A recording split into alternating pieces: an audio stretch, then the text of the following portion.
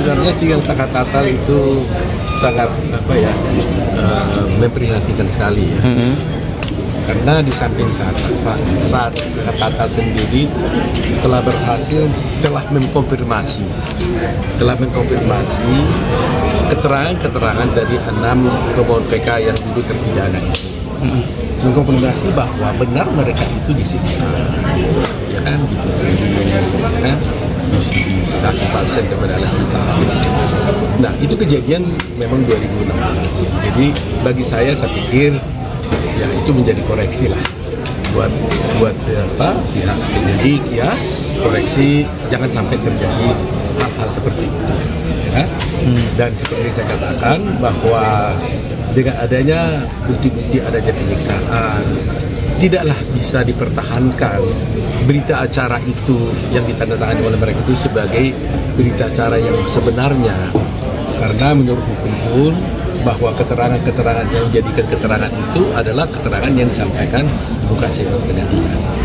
Tetapi yang saya ingin tekankan berkali-kali ya, bahwa sebenarnya kalau kita mau konsisten bahwa ternyata kan semua terpidana ini kan tidak pernah didampingi pengacara ketika diperiksa di polisi.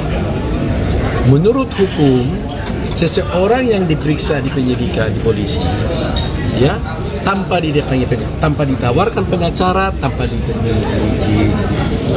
didampingi pengacara, itu adalah batal itu berita acaranya dan dia harus dibebaskan.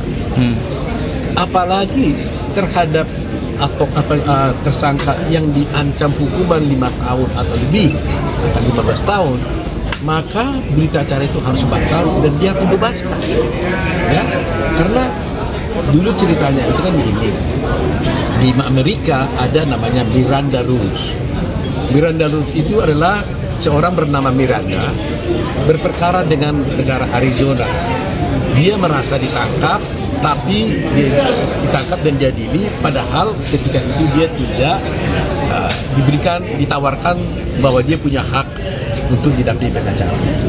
Nah, ini sekarang hal itu telah diadopsi oleh KUHP kita, Miranda Rules ini. Jadi kalau dilihat di TV kan ada di film-film kriminal, kalau ditangkap orang dia tanya, saya tangkap kamu boleh diam, ya, karena kalau setiap keterangan yang kamu kasih adalah bisa memberatkan kamu, gitu. Kamu berhak didampingi pengacara, itu Miranda Rules. Nah, di KUHP kita juga seperti itu, pasal 114 KUHP menjelaskan bahwa setiap polisi penyidikan harus menawarkan advokat kepada tersangka. Itu ceritanya. Jadi saya pikir berdasarkan ini saja, menurut saya kalau Mahkamah Agung konsisten, maka mereka itu harus dibebaskan. Itu poin utamanya, nggak usah lain-lain dulu.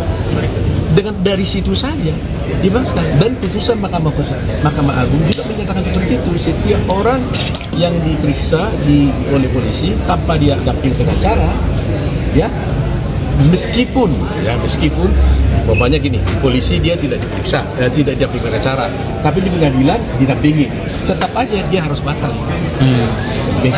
Canggung itu perlu disampaikan kepada masyarakat supaya tahu kalau dia diperiksa besok dia berhak punya pengacara, dan polisi wajib menawarkan itu kepada seorang. Dia tidak boleh mengatakan kalau dia tidak tawarkan itu pengacara batal. Dan terhadap yang ancaman 5 tahun, walaupun orang itu bilang nggak mau pengacara, dia harus, tidak ada uang saya untuk bayar pengacara, dia harus cari pengacara karena negara wajib memberikan bantuan hukum cuma-cuma kepada tersangka.